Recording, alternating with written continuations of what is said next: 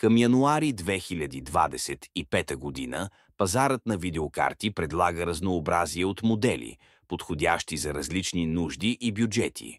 Ето топ 5 видеокарти за 2025 година.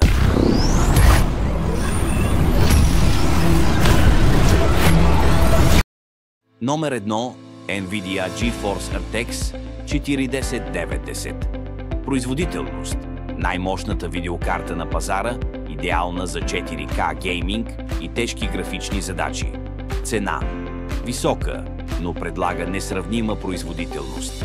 Забележка. Подходяща за ентусиасти и професионалисти, които търсят върхова производителност. Номер 2 NVIDIA RTX 4080 Super. Производителност. Устъпва само на RTX 4090, но е по-достъпна. Цена по-ниска от RTX 4090, което я прави по-привлекателна за широк кръг потребители. Забележка. Идеална за 4K гейминг с висока производителност.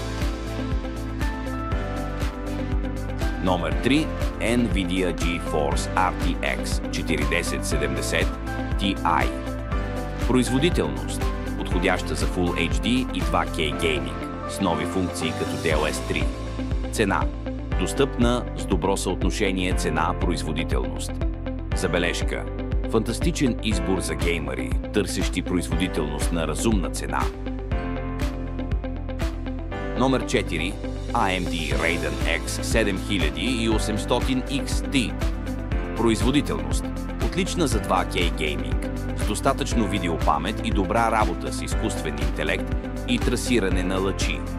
Цена – по-достъпна в сравнение с високия клас на NVIDIA. Забележка. Предлага баланс между цена и производителност за геймъри на 2K резолюция. Номер 5 AMD Radeon RX 7600 Extreme. Производителност. Добра за Full HD гейминг, достатъчно видеопамет и енергийна ефективност. Цена.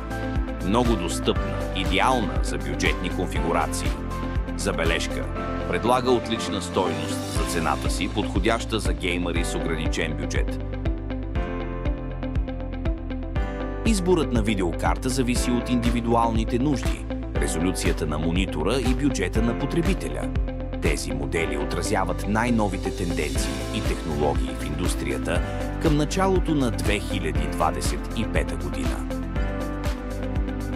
Благодаря, че гледате и подкрепяте канала ми. Thank you for watching and supporting my channel.